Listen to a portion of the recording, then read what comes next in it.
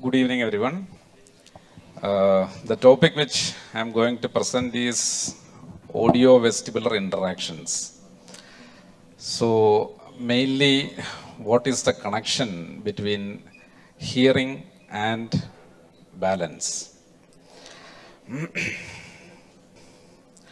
So, I'll be mainly highlighting two aspects: how ears help to see, and how hearing can be a useful aspect for balance. We will watch this video. This mainly a function which we see in bats.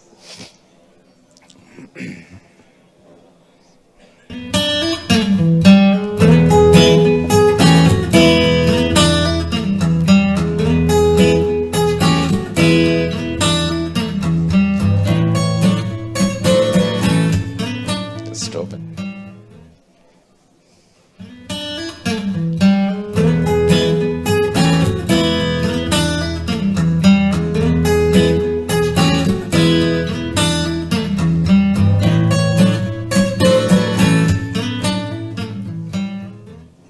How do bats see? Well, there are two types of bats in the world.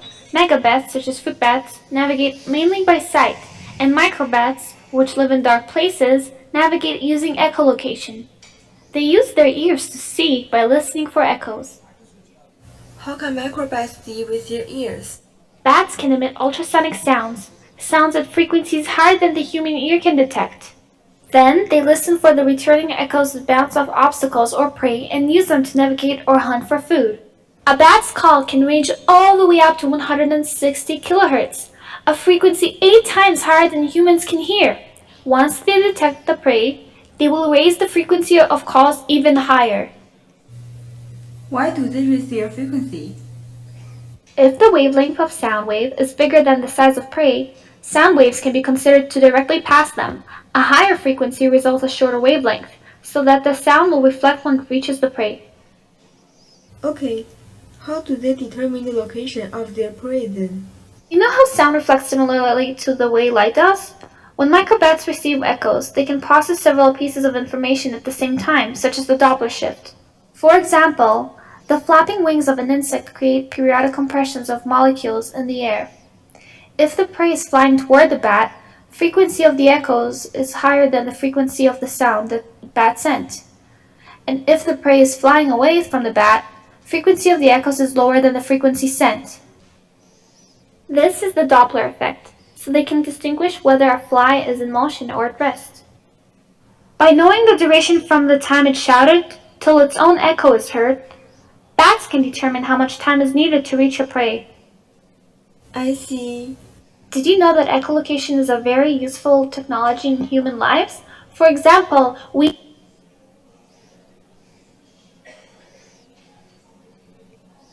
So, this video basically depicts how a bat uses sound to see objects and how it is helpful for hunting prey.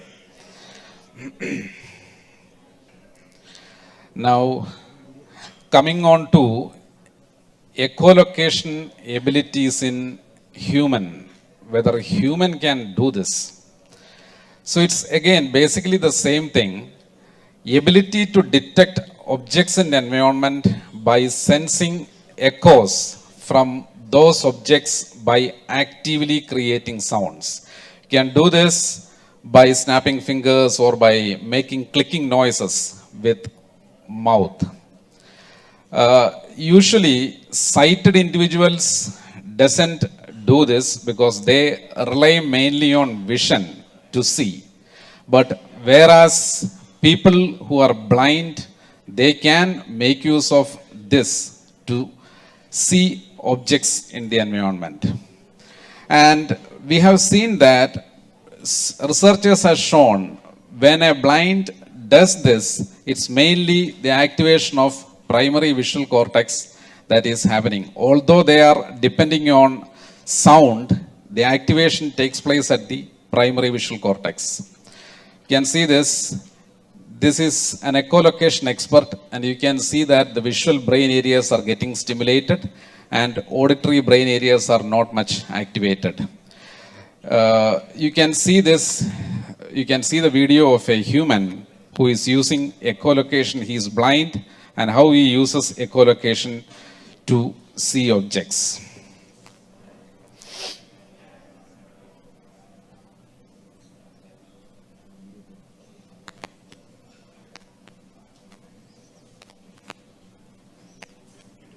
Yeah, this one.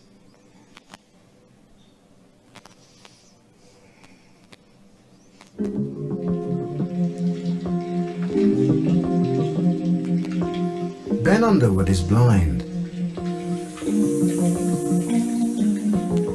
Both eyes were removed when he was 3, leaving him with no vision at all. So how on earth does Ben do this? And this? And even this? I don't think I've ever come across somebody like Ben. He is quite unique. Ben lost his eyes to cancer, but unbelievably, he's taught himself to see with sound.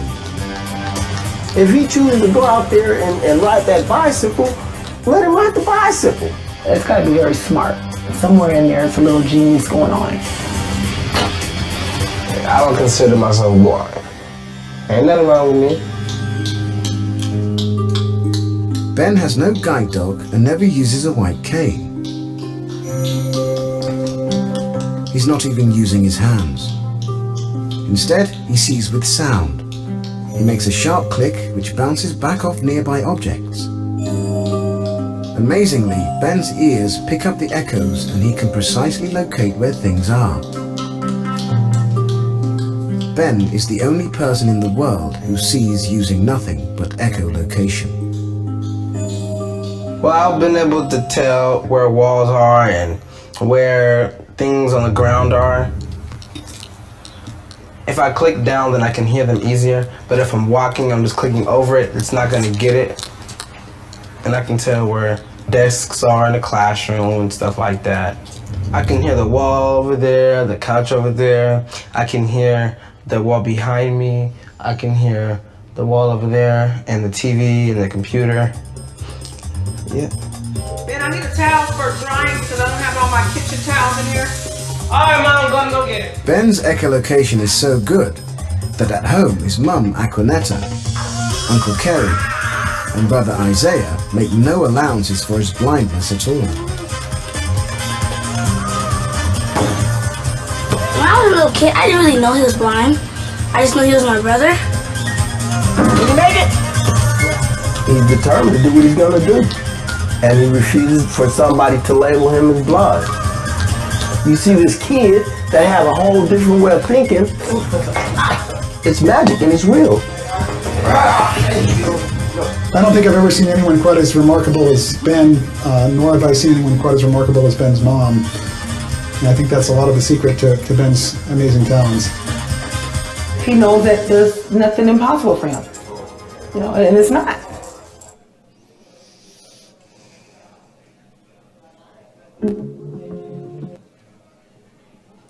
Take this.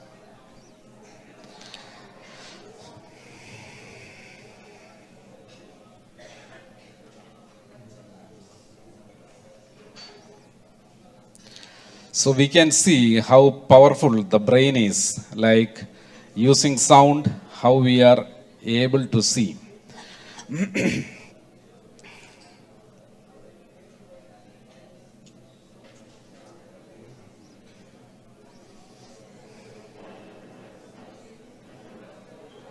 So with this brief introduction, let me move to the topic.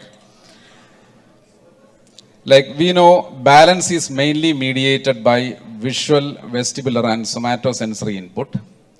And from these examples, it is very clear that audition provides spatial acoustic cues that may be considered as important sensory information to maintain postural control. So I will go through some of the studies which is already done and which has established the importance of hearing and balance. So this is a study mainly showing hearing loss and falls among older adults. And the study has found that there is a strong association between audiometric hearing loss and the falls detected in patients. So this was done on a patient group 40 to 69 years of age. And over a period of time, they studied these individuals and they could found that for every 10 dB increase in hearing loss, there was a 1.4-fold increased odds of an individual reporting falling.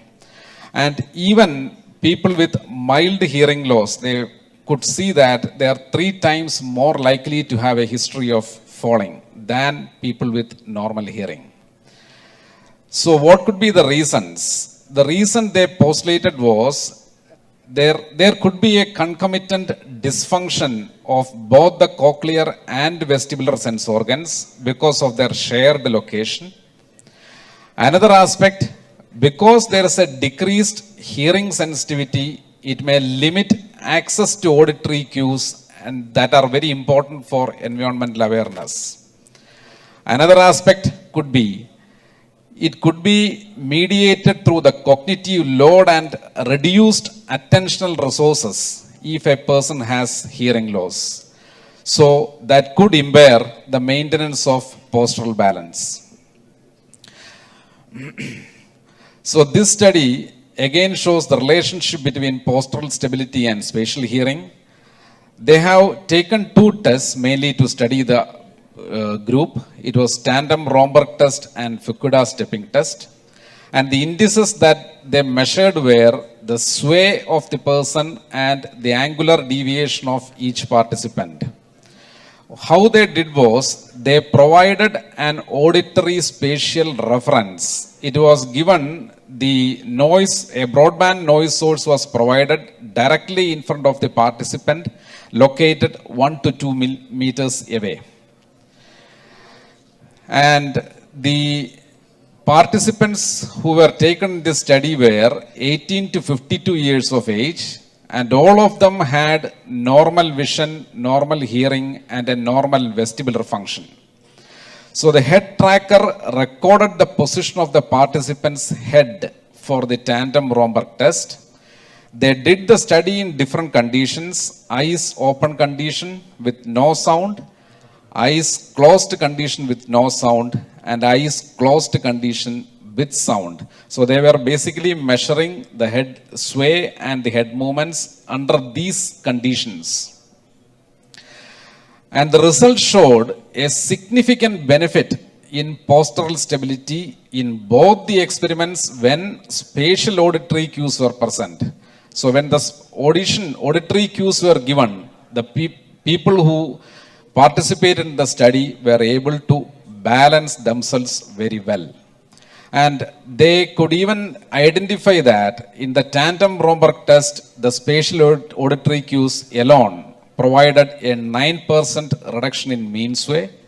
And in the Fukuda stepping test, there was a 76% reduction in the mean body sway. You can see that visual cues, it has provided more benefit compared to auditory cues. For the tandem Romberg test, visual cues provided 44% compared to 9% auditory, and 98% in Fukuda stepping test compared to 76% auditory. So from this experiments, we can understand that a single fixed sound source can provide sufficient spatial cues for the central nervous system to better control postural stability. Although it is very clear that the vestibular system receives weaker input than the visual cues, but still the auditory cues are very important in maintaining balance. Now, the clinical utility of this could be if patients present with coexisting hearing loss and balance disorders, hearing aids which can improve their hearing function could be a handy tool in maintaining balance also. So people have done studies on the effect of hearing aids on postural stability. So this was done on patients aged 65 years and above in aided and unaided conditions.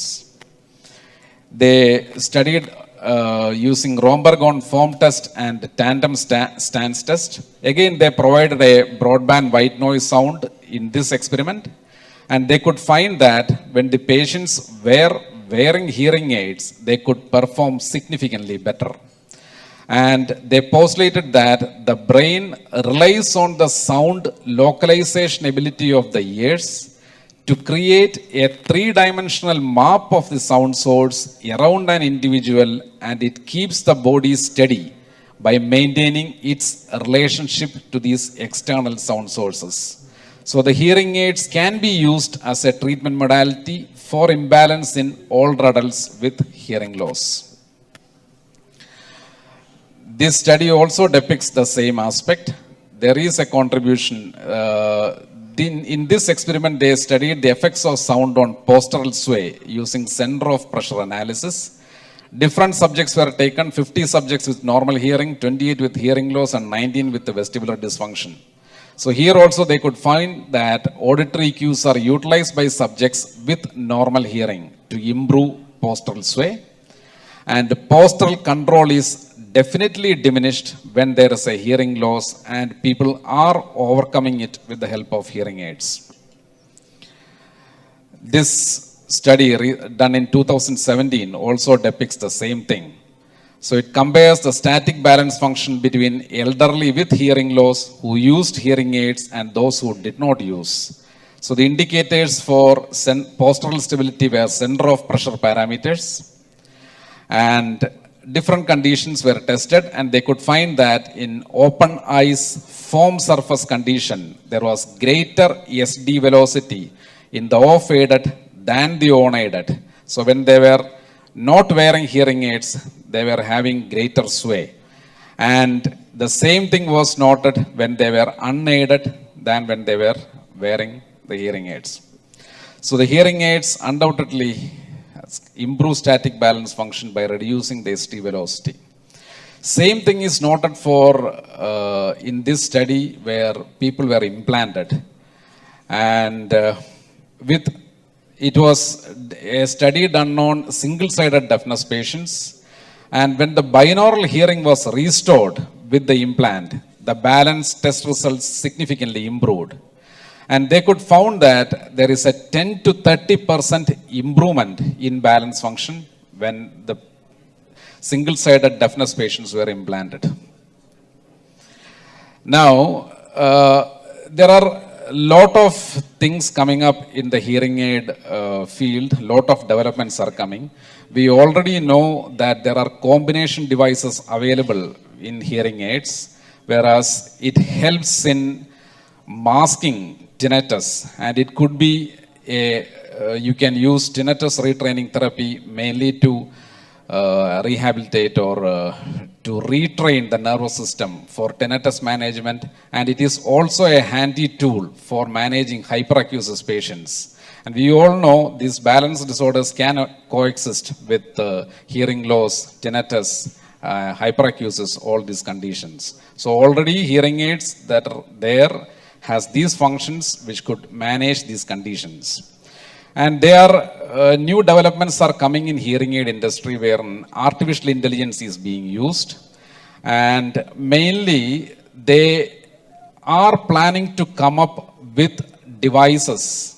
It is hearing aids, instead of improving not only hearing, it is becoming more like a wearable device wherein it is able to detect heart rate and oxygen saturation levels in the blood. It is also looking at ways to non-invasively monitor the glucose levels in a user's blood and include a thermometer to detect body temperature. And I think if what I knew, if the information is right, probably in this year itself, some of the companies are planning to come up with these sort of facilities in a hearing aid. And most importantly, with respect to balance, there are motion sensors. The hearing aids are working on inertial sensors like accelerometers and gyroscopes, and they will have motion sensors. So if a person is wearing a hearing aid, it will help to track the physical activity, and if a person is falling, there could be provision to automatically send alerting messages to relatives or who are close by. So people, elderly people, if they are staying alone, this could be a handy tool. So overall, hearing aid usage, it may have a significant contribution, not only in terms of improving hearing, and it could be helpful tool for maintaining balance also. Thanks a lot.